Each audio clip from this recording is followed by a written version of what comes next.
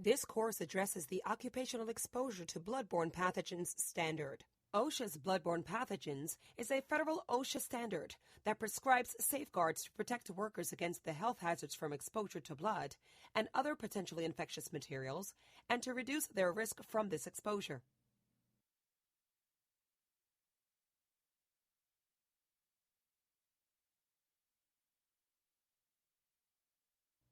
Lesson 1. Introduction to Bloodborne Pathogens. In this lesson you will learn: what is a bloodborne pathogen? What are other potentially infectious materials? How bloodborne pathogens are transmitted? Why there is a need for a safety standard? What is the OSHA bloodborne standard? Who is covered by the OSHA standard? Examples of professionals who are at risk.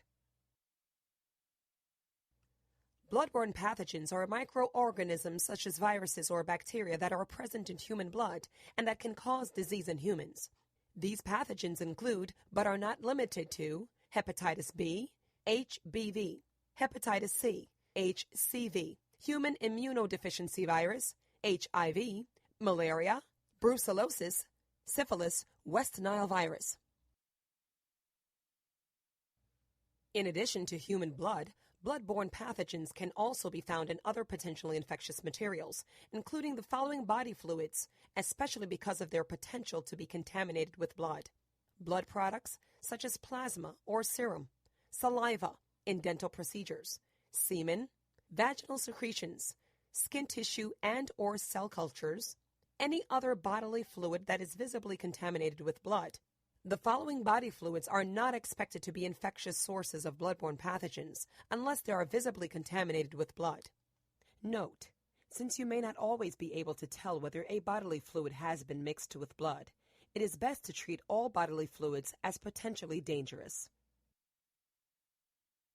Bloodborne pathogens can be transmitted when infectious blood or other potentially infectious materials is introduced into the bloodstream of a person. Transmission of bloodborne pathogens in the workplace can occur through infected blood or other potentially infectious materials being introduced through non-intact skin, acne, scratches, cuts, bites, blisters, or wounds, contact with mucous membranes found in the eye, nose, or mouth, contaminated sharps, needle injuries. OSHA estimates that 8 million workers in the healthcare industry and related occupations are at risk of occupational exposure to bloodborne pathogens, including, but not limited to, HIV, the virus that causes AIDS, hepatitis B, and hepatitis C. According to the Centers for Disease Control, CDC, 100,000 Americans have died from AIDS and over 1 million Americans are infected with HIV. About 65 cases of HIV infection due to occupational exposure occur each year. About 8,700 healthcare workers are infected with hepatitis B each year. About 200 healthcare workers die from hepatitis B each year. 1 milliliter of blood can contain over 100 million infectious doses of hepatitis B virus. 60 to 70% of the individuals infected with hepatitis C virus show no discernible symptoms.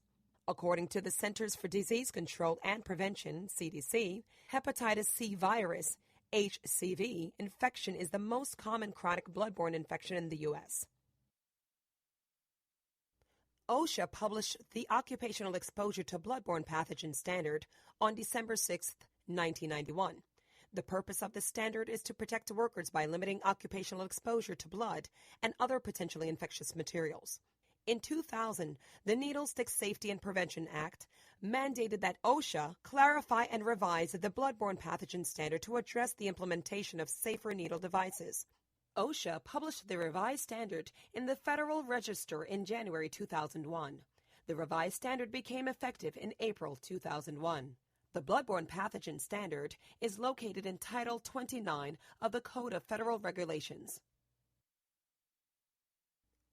All employees who could be reasonably anticipated to face contact with blood or other potentially infectious materials as the result of performing their assigned job duties are covered by the bloodborne pathogen standards. This list shows examples of some of the professions at risk of occupational exposure to bloodborne pathogens.